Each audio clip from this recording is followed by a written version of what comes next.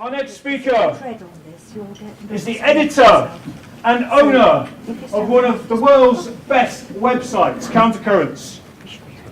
He also published lots of books, and he is the author of several books, 6 books, including the most recent one on sale now at the back of this hall, In Defense of Prejudice. And the talk today, bearing in mind he's an expert on Heidegger, is A New Beginning, Heideggerianism and Ethnic Nationalism. Please put your hands together and welcome, all the way from the USA, Greg Johnson.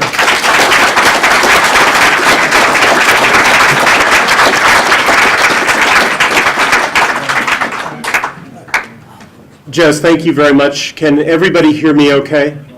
If you can't, just raise your hand in the universal sign of deafness, and I'll speak up. So I want to thank Jez Turner and the Forum, and for all of you, also all of you for coming out. One of the reasons why I like the London Forum is that it's an opportunity for people to get together and enjoy fellowship and network, but also you folks have shown a great deal of tolerance for lectures on abstruse subject matters. And I've always admired Jonathan Bowden and his ability to get up and talk about abstruse subjects in a rhetorically compelling fashion. And so I thought I would try to do the same thing by talking about Heidegger today. The great scandal of 20th century philosophy is that Martin Heidegger, who's certainly one of the most famous and influential figures of the 20th century and now the 21st century, was a National Socialist and an anti-Semite.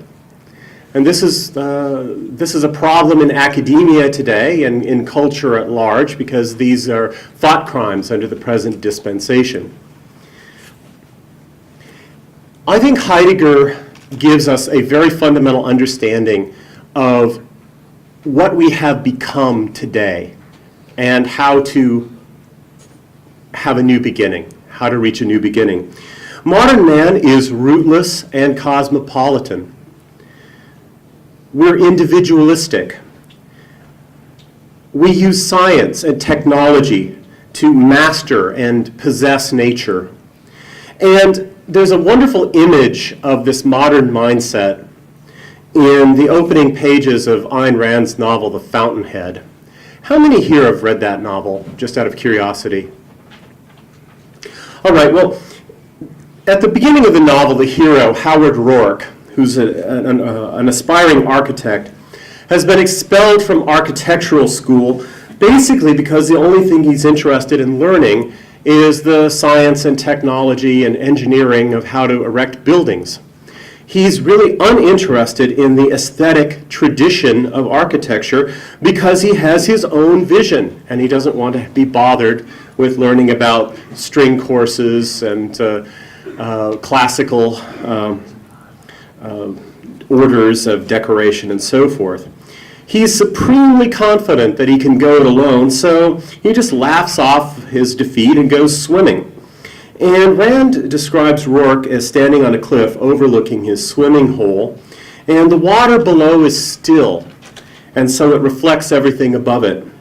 And she describes how the rock and the sky are doubled in the water, so it looks like the rock is floating in space. You look above, there's sky, you look below, there's sky, and there's this great cliff floating in space, and it appears, she adds this little detail that's very, I think, revealing. It appears that instead of jutting out of the earth, the rock is anchored to the feet of the man. We don't stand on the earth is anchored to us. That's the sense. Now, Rourke looks around, and instead of seeing the living rock, he sees building materials, potential stones for edifices he wants to construct. He doesn't look at trees, he sees lumber that can be used for construction. He sees the world as nothing more than a stockpile of resources to be appropriated and remade according to human designs, namely his designs. Now, in sum, Rourke is a rootless guy. He's rootless in the sense that he rejects tradition. He does not stand on the earth. The earth, metaphorically, is anchored to him. He's the meaning of the earth, in other words. The earth is just a ball of natural resources floating through the void, waiting for us to give it meaning. Now, Howard Rourke is also an individualist, and again, that's just clear in his rejection of tradition in favor of his own vision of things. He wants to have an unborrowed vision of things, a vision that he creates rather than receives from others. And things that are received from others are traditions. That's literally what tradition means. It means what's handed down to us from the past. It's the gift that our ancestors give us. And finally, Rourke is a technological man. He learns about science and technology to transform nature, again, according to his own designs. Now, how do cosmopolitan man and individualist man and technological man all hang together, lest we hang them separately, right? Is there a common root? What is the common root? And the answer is there is a common root. It's a very deep root, and it reaches all the way back to the origins of Western philosophy and science in ancient Greece. Now, in traditional societies, there are ideas of order. And these ideas of order do not make any hard and fast distinction between the order of nature and the order of human things. For instance, the Chinese have this notion of the Tao. It's just the way of things. And it applies just as well to the way of cranes and the way of mountains and the way of rivers and the way of human beings in cities and countries. The Hindus have a similar notion of dharma. The Greeks, the pre-classical Greeks, had a notion of nomos, from which we get the word norm. But the normal embraced both nature and culture. They didn't make a hard and fast distinction between nature and convention until the early Greek natural philosophers came along, and they observed something about nature versus convention. They observed that conventions change from time to time and place to place. The Greeks speak Greek. The rest of those people speak barbarous languages, right? But the way that the birds migrate and the rain falls, the way that the heavens move, is the same for everyone.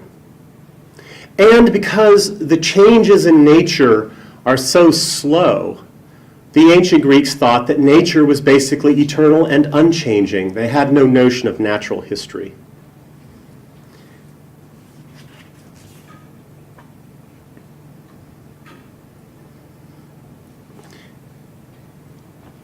Conventions, customs, the cities of men are particular, not universal.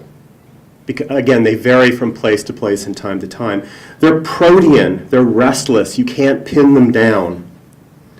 Nature, by contrast, is the same everywhere, meaning it's universal, and it's unchanging. Nature allows certitude and predictability, whereas the affairs of men, again, are shifting around constantly, and therefore you can't really bank on them. Thus, the early Greek natural philosophers replaced the old idea of the way of things with a very strong distinction between nature and convention. Nature is eternal, unchanging, and common to all. Convention is shifting and changing. It varies from time to time and place to place again.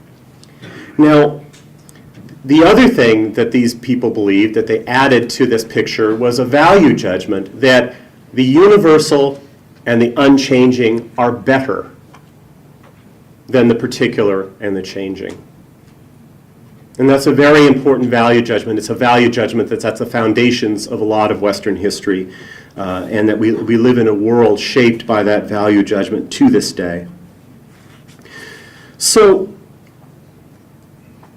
if nature is better than convention, then the philosophical life and early Greek philosophers and scientists were basically the same guys, right? So the life of the natural philosopher or the philosopher of nature, has to begin by taking an inventory of the human condition and distinguishing the things that come from nature, namely our desires, our physical desires, our bodily desires, and so forth, and the things that come from convention, which sort of form a crust around us that they thought they needed to claw their way through or peck their way through, right, to hatch out of the world of convention into the world of nature.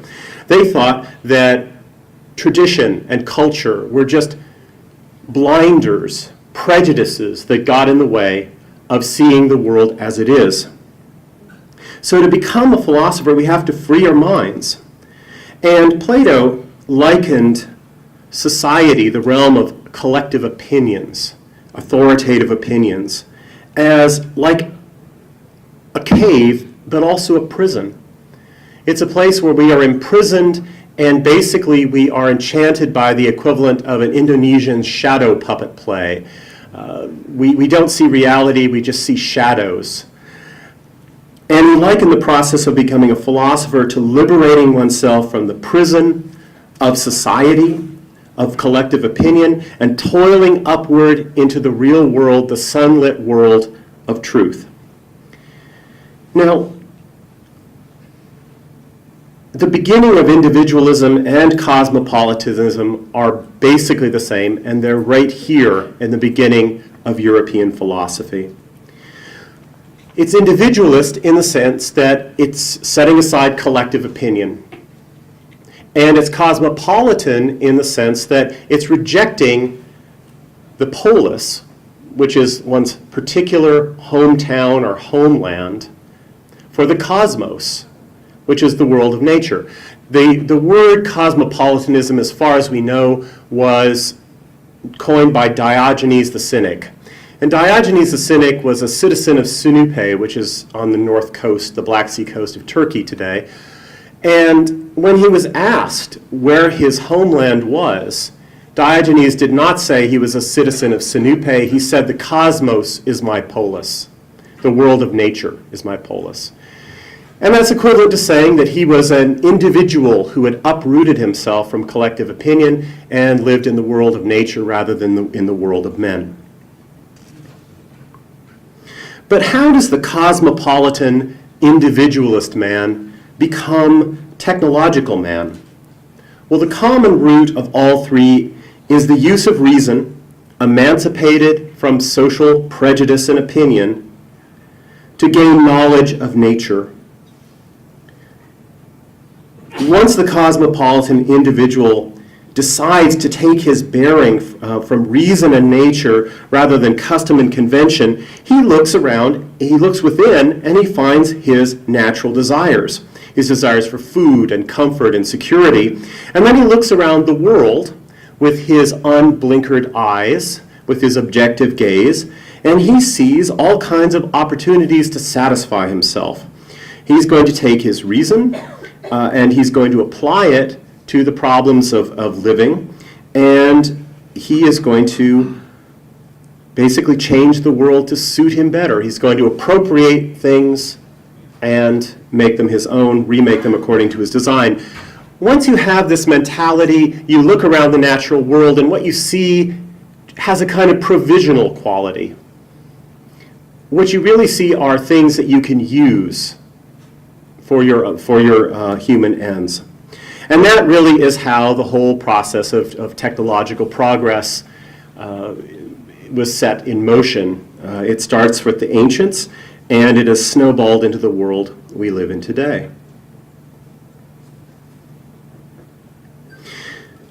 There's a certain will to power at work in technology, and you can see it at the very beginning of Greek science.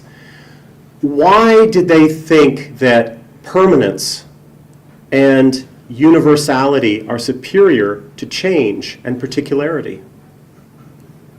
Well, because the permanent and the universal are more reliable for human ends. For instance, one example that I like to give is fast food, or let's just say restaurant chains, right? There are lots of people, Americans are notorious for this, the ugly American. They go traveling around Europe and they want to eat in McDonald's. But it's perfectly understandable because wherever you go in McDonald's, you could pretty much expect the same thing, right? So you just don't have to worry about it. It's reliable. It's universal, same across the world, reliable and secure. And so it offers us a better way of satisfying our desires. But there's a big question, a what-if question, that we need to ponder here. What if the primary source of the meaning of life, and also the primary source of any kind of moral or aesthetic measure, comes from our participation in a culture, in a collective group set of opinions, in a tradition? What happens then if we emancipate ourselves from tradition and culture? What happens to meaning? What happens to measure? What happens to limits? These are the very things that the cosmopolitan, technological, individualist man has left behind. And Heidegger's answer is that it's going to give us a world without meaning and without measure, and that's a world of unbounded nihilism. Basically, nihilism is a world without meaning, and measurelessness or unboundedness means that nihilism will be spreading out in all directions, right? There's no limit to it. And since this technological activity is the activity of appropriating nature and consuming it, it leads us to a world where whatever meaning people have is connected with how much they can get for themselves. And there's no limit to that. There's no limit to getting and spending and appropriating. And Heidegger says that the characteristic of modernity, therefore, is the gigantic, the unbounded. You think of exploding global populations. You think of cities jutting upwards and burrowing downwards and sprawling out in all directions to the horizon. That is the characteristic of a world of unbounded nihilism, where we don't have any sense of limits and we don't have any sense of meaning except for what we can get by the transformation of nature. Our sense of worth, our sense of meaning is connected with being a producer and a consumer. And what's the end of this game? Well, basically Heidegger saw this a long time ago. If there's no end to producing and consuming and growing populations and distances are abolished, you're going to have a world where everything becomes homogenized and where there's this throbbing, swarming, pullulating mass, human biomass, an increasingly homogeneous biomass spreading out to a standing room only world. And eventually there will be limits, right? Nature, this ball of natural resources is only so big, right?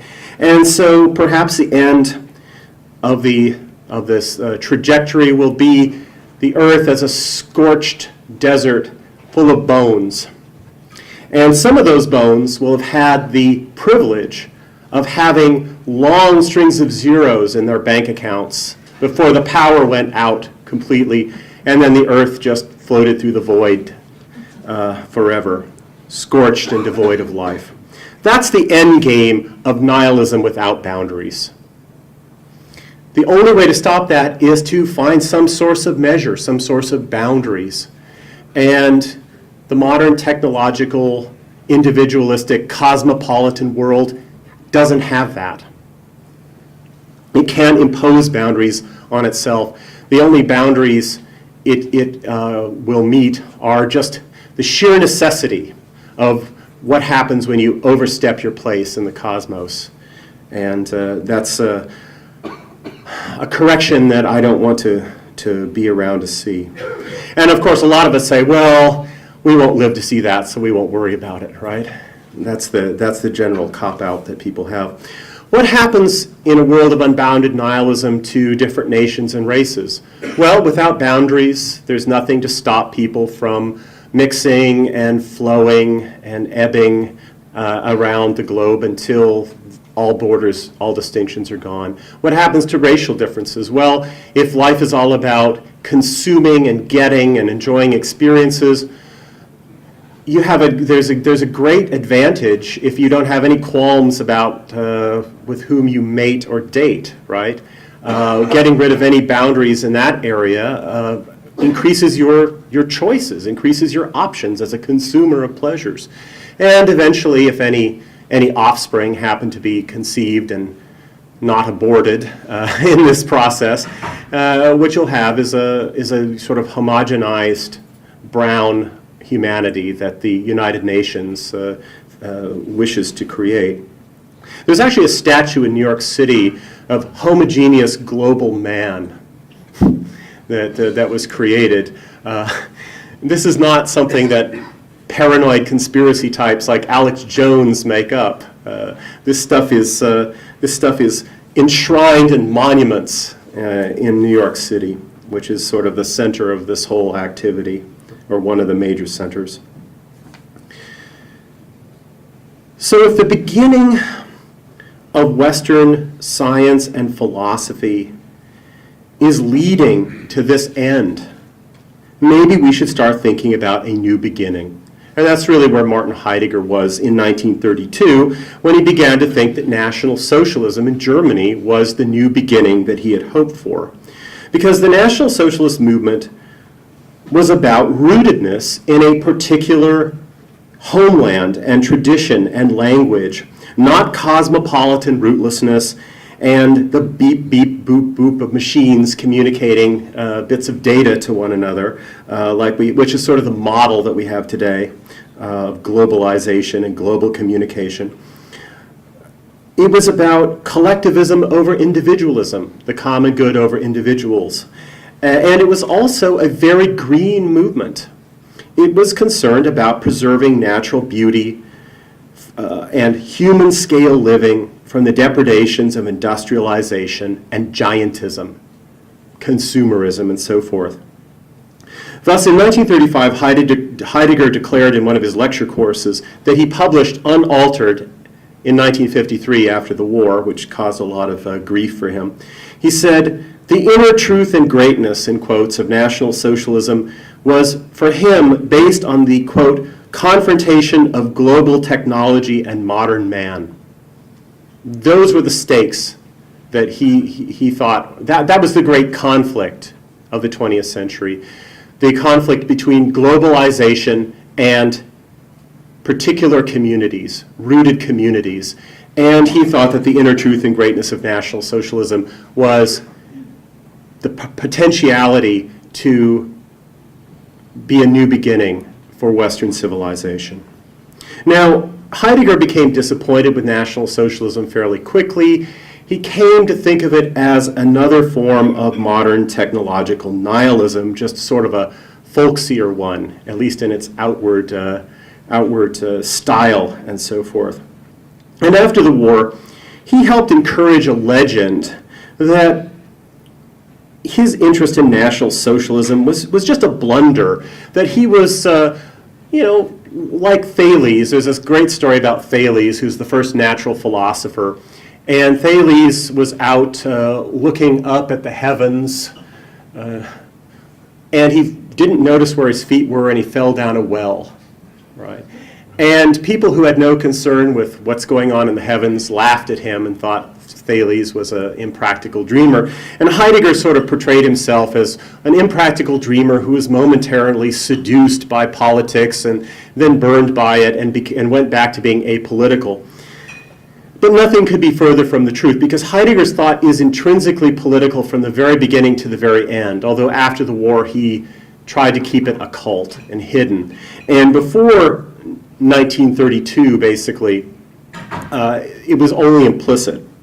But Heidegger's magnum opus, Being and Time, was published in 1927, and it's an implicitly political work because it attacks the common root of cosmopolitanism, individualism, and technological man, which is the idea of objective knowledge emancipated from collective opinion, from tradition, and so forth. Now, this isn't an occasion to bore you with his technical philosophical arguments. I'm just going to tell you what the conclusions are, and if you want to learn more, I can point you in the direction of where you can see the arguments themselves. But Heidegger's conclusion is that all cognitive activities, even those of philosophy and science, are made possible by language and other social practices that are ultimately learned by participating in the common life of a society. And so at the root of every cognitive act is ultimately ethnic identity. So the idea that philosophy begins by, clawing through the crust of your ethnicity and your language and so forth, any things that are inherited from the past, for him is folly. It simply cannot happen. So for him, thought is always provincial. It's never cosmopolitan. And at the root of, okay, excuse me, let me just get back to my notes here. And in fact, Heidegger's anti-cosmopolitanism is so thoroughgoing in his philosophy that he doesn't even like to talk about man or mankind or humanity. Why? Because that's a universal notion. Right? It sounded too much like, to him, like what we hear today, there's only one race, the human race, that kind of talk, right? He didn't want to talk about mankind. He didn't want to talk about the rational animal because that's just two universals stuck together. Instead, Heidegger uses a word when he talks about man that's his own coinage, and it's a German word for existence. The word is Dasein, D-A-S-E-I-N.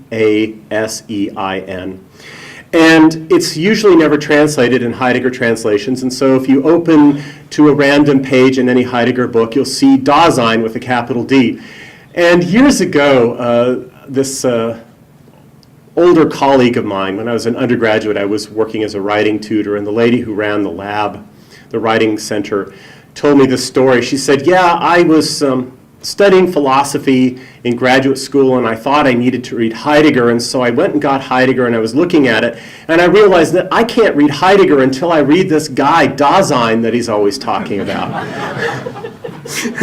So she asked her philosophy professor, what the best book by Dasein was, and what's his first name anyway. And we're going to be laughing about that in one form or another for generations to come. But anyway, when Heidegger uses the word Dasein, he uses it as a compound word of da, which means there, basically, and sein, which means to be. And so, or being. So he hears Dasein as being there. And he never talks about mankind, except to put it in scare quotes when he's talking about the views of other people. When he's speaking in propria persona, he talks about Dasein. And Dasein for him is the very opposite of the rootless cosmopolitan, because the Dasein is always somewhere. He occupies a particular place and a particular time. He exists in a homeland. He has an ethnicity. He has an identity. He has roots. And contra Plato, Heidegger doesn't think that the Da, where we are, is a cave or a prison. That first and foremost, it's an impediment to encountering reality. Heidegger thinks that the Da, the there, where we are, actually is what gives us access to the whole world in the first place. So every one of us has an ethnicity, an identity, a language, a homeland. And by occupying that and living in it, we can look out in all directions and encounter a world. And we can appropriate the past, we can look forward to the future, but it's always from a particular point of view. So man is always provincial, never cosmopolitan for Heidegger. And That's true that's even true of people who are self-consciously cosmopolitan, individualist, and technological supermen types, or would-be technological supermen. Even they are actually rooted in a tradition. What's the difference between them and us? Well, basically Heidegger says that cosmopolitan, individualist, technological man is also phony, fake, and inauthentic man. And Heidegger uses this term authenticity. It's one of the central terms of his thought, and existentialists loved it, but they didn't understand it at all. But basically what Heidegger means by being authentic is owning up to the fact that we do not create our identities. Our identities are handed to us. They're handed to us by our culture and our language and by our bloodlines, if you will. Now, Heidegger had an odd attitude towards race. And this is one of the bases for his dissidence with National Socialism, because there were a lot of National Socialists who thought racial science is the key to understanding everything. But Heidegger looked at racial science and he just heard humanity. He saw a universal, right? And he didn't deny that he was a white man, but he thought it would be more precise to say that he was a German. And he didn't deny he was a German, but he thought it would be more precise to say that he was a Swabian peasant stock. But the best account of what Heidegger was in terms of his genealogy, in terms of his bloodline, was that he was a Heidegger, right? That he was a particular mix of the genes of his mother and his father, and unlike his brother and his sister, that particular unique mix opened up philosophical prospects that people are going to be debating and exploring for centuries to come. So he didn't deny the importance of blood, but he wanted to make it very, very concrete. And one of the things that he worried about during the Third Reich and the war years and he has a very nice phrase in one of his notebooks. He said, race is a necessary condition of identity, but it's not sufficient. It's necessary to be a white person, to be a German, but it's not sufficient to be white. And what he worried about with people who just wanted to talk about race in a broad notion as the basis of identity is that makes all the different white people essentially fungible with one another, right? We're all white, right? So what's the difference if you're Polish and I'm Lithuanian or whatever? We can all maybe form a homogeneous, universal European man. He didn't like that idea. He wanted to stay German. And he wanted that, and that was for him one of the most important things. He wanted to maintain his identity not just as a white person, but as a German. And not just as a German, but a Swabian peasant who was also a professor of philosophy. Okay. Now, I want to give you just one more point before I close. We've seen how Heidegger has undermined cosmopolitanism and individualism by arguing that no act of cognition, even this heroic striving to uproot oneself from tradition, is actually emancipated from language and culture. And therefore, the only choice we really have is to be phony about it and fake about it and superficial about it, which is the way most people are programmed to be today, or to own up to the fact that we have an identity that's given to us by our culture, our language, and our bloodline. And once we own up to that fact, we discover that we're finite beings. And it seems a little silly to spend all of your time thinking about how much you can get and consume, because once you have roots again, you realize there are more important things to do. There are other sources of meaning besides the conquest of nature and the consumption of goodies, of stuff, right? So Heidegger also thinks that once you have measure, you have boundaries again. You're going to have borders again. You're not going to listen when people start talking about how desirable it is to have diversity.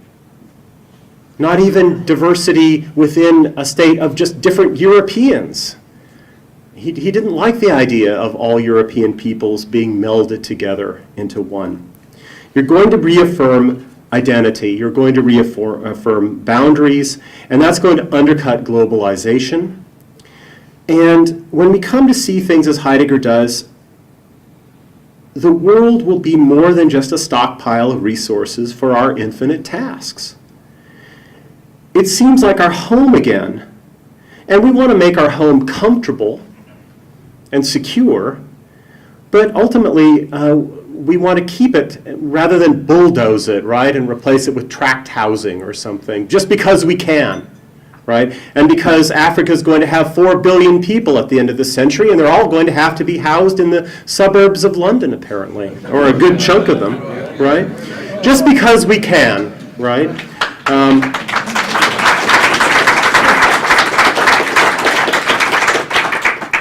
But beyond that, I don't think Heidegger would have had any problem with us keeping our smartphones and our penicillin and our machines that go ping, right?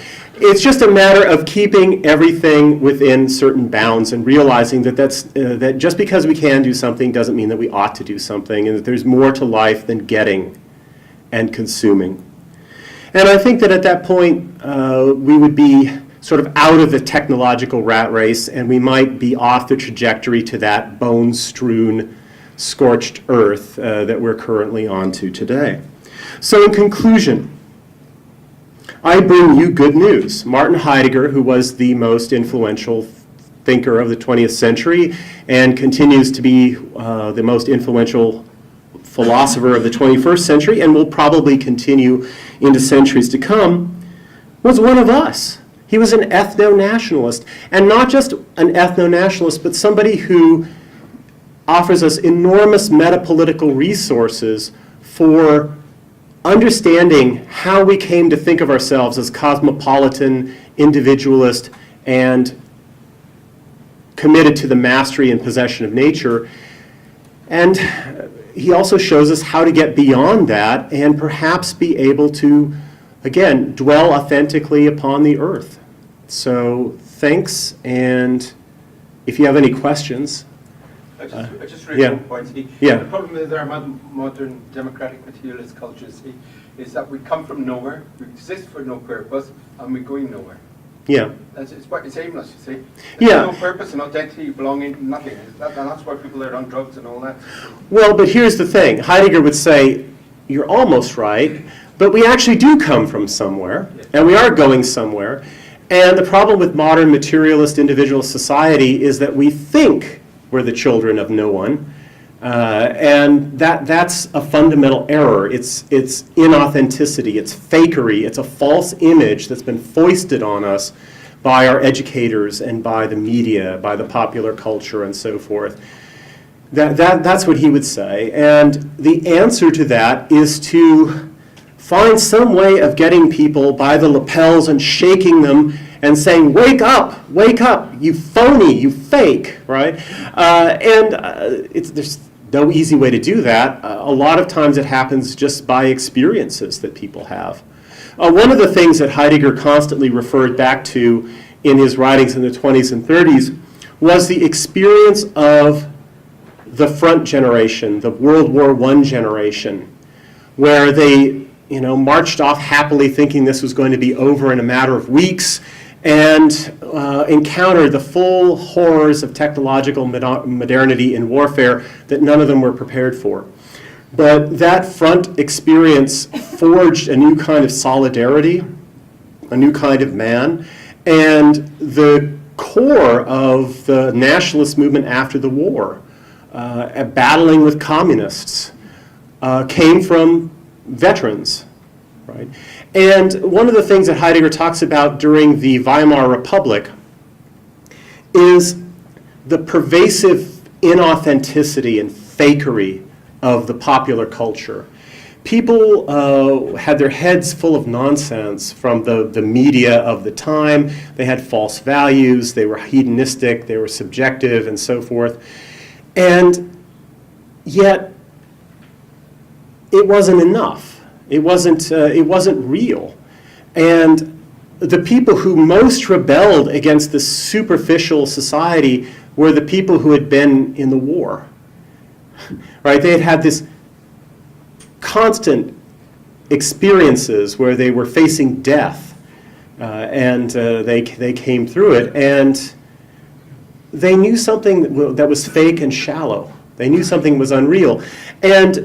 But then the question is, well, if you give up on the sort of shallow modern self-images and pursuits that are offered to us, what do you become? Are you just another kind of individualist? No, you go back to a more fundamental, rooted understanding of who you are. And it's a revolutionary act in a way, but it's a conservative revolution. And so Heidegger was one of the main figures of the movement in the 20s and 30s called the conservative revolutionary movement in Germany. And a lot of his ideas, echo writers from the conservative revolution. Michael. You were saying that he was perhaps the most influential philosopher of the 20th century and henceforth into our century. What was his relationship to existentialism? How did he get on with people like Kierkegaard? It sounds from what you were saying, a lot of what he said was underlining what an existentialist said. But have I just understood this? Well, he had a huge influence on existentialism. It was influenced by writers like Kierkegaard, and he wrote a huge amount about Nietzsche, who's sort of categorized in the existentialist world. Post-war existentialism is more associated with the French, with Jean-Paul Sartre. And Sartre was an astonishing figure. He was this disgusting little bug of a man.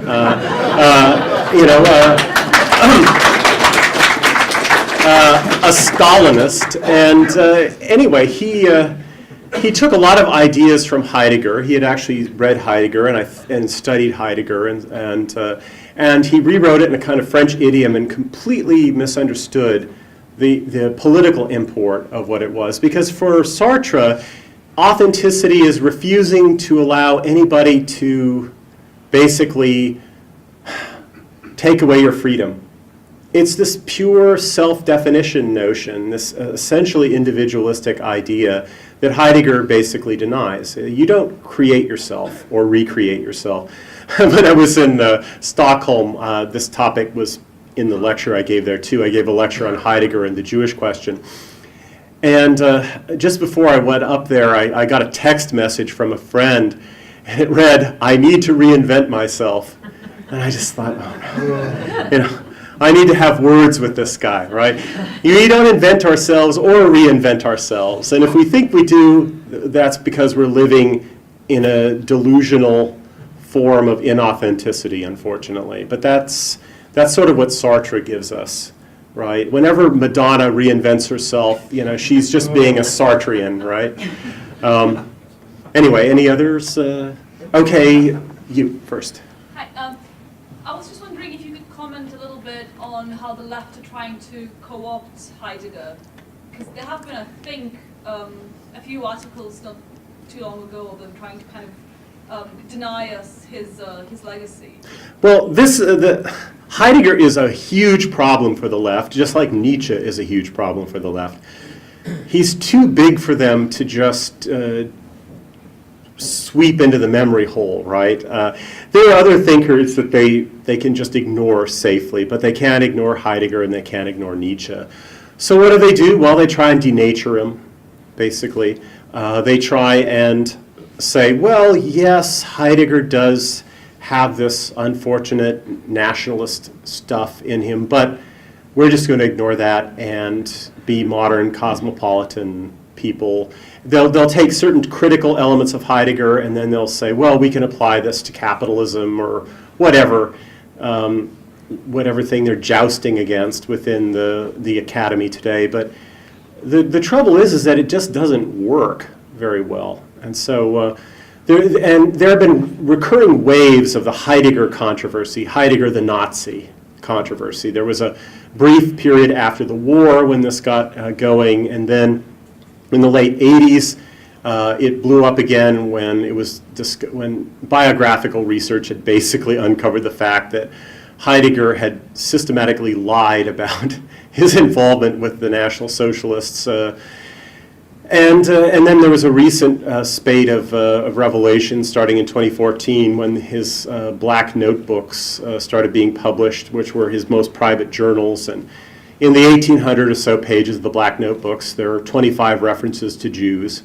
And of course, that means that the only thing we hear about this publication is his references to Jews, because the Jewish tail always wags the dog in academia and in the middle-brow press, right?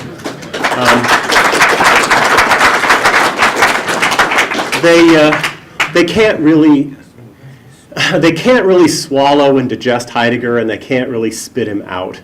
He's like a big bone lodged in the throat of academia. And so there are a lot of books coming out that are basically just throat-clearing sounds that mean nothing. That's how I look at it. So behind, yeah. More questions, yeah? Yeah. To what extent did Heidegger engage with the pioneering ecological politics of the Third Reich under Walter Darré? And the other side of that question being, what prospect is there of rescuing today's deracinated green movement from the blind alley it's going there?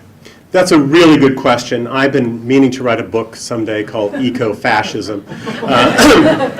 Because deep ecology was a very right-wing thing, and its roots are all very right-wing. So Heidegger was a right-wing deep ecologist. There's no question about it. I don't know if he was particularly familiar with a writer like Darré or whatever, but he didn't have to be, because these ideas were so hegemonic on the right in Germany. Heidegger was a Wandervogel type when he was young. Yeah, he loved to camp and hike and sing songs in the mountains. He met his wife at some Wandervogel type camp. So he was deeply, deeply part of that culture. He was very green. He had this strange kind of peasant way of dressing that he always looked out of place amongst the professors at the universities. He had this get-up that was called the existential suit. And it would be sort of the equivalent of somebody showing up at a black tie event in London, sort of dressed like they were going grouse shooting at Balmoral or something like that, right? I mean, it was dressy, but it was just out of place, right? So, but Heidegger was definitely deeply part of that. And yeah, it's one of the tasks that we have set for ourselves, is to wean these nutty greens away from their essentially the green movement today is just a rebranded form of cultural Marxism that has absolutely nothing to do with saving the earth, right?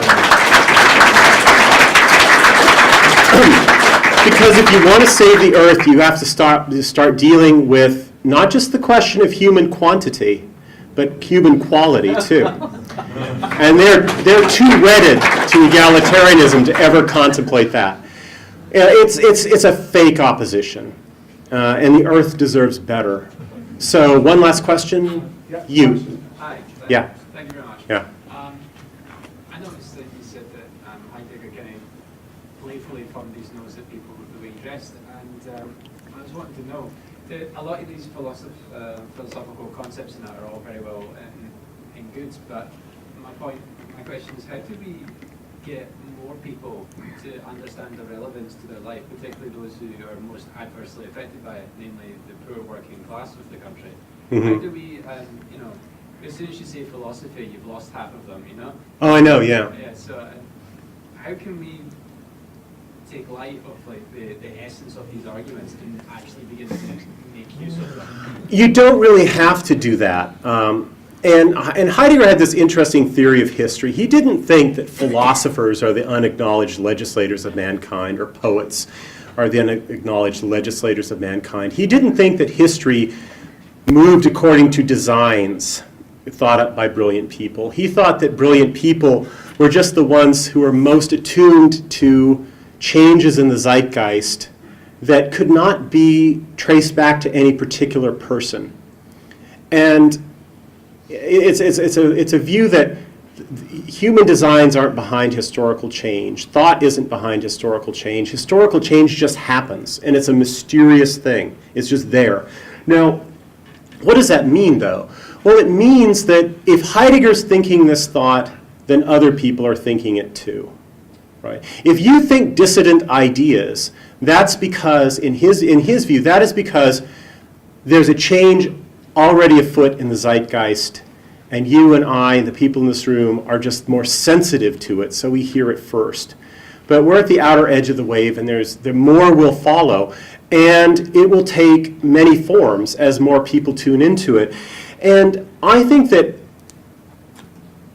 anytime somebody turns off their cell phone for a weekend, anytime we decide that we don't want to be available, we don't want things to be fast, we don't want things to be quick, we don't want things to be convenient, we don't want things to be plastic, we don't want things to be easy. Anytime we forswear some of the advantages of this ever-accelerating produce-consume civilization, we're already hearkening to that kind of change that he's talking about. And although he didn't believe that any one person can change civilization, he did believe that these delusions, these collective delusions that are driving us to our doom, are sustained by people, and that the more people who stop living according to the modern dispensation and start living according to something new that's rooted and authentic and real, the more people who do that, eventually there's going to be a tipping point where things will saturate the culture. And there are going to be folk singers and rock singers and people like that who are going to be communicating these sorts of things to working class people. But every time somebody decides they're going to plant a garden or keep bees or learn to knit, things like that, or wear a kilt. Could you please stand up, please? Yeah.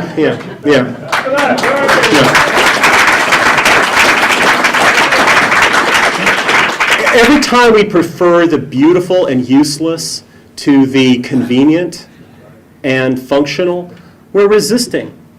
And so there are many, many acts of resistance to this particular modern dispensation. And again, the more people who resist, the sooner it will end. So, and with that, I will end. So thank you again.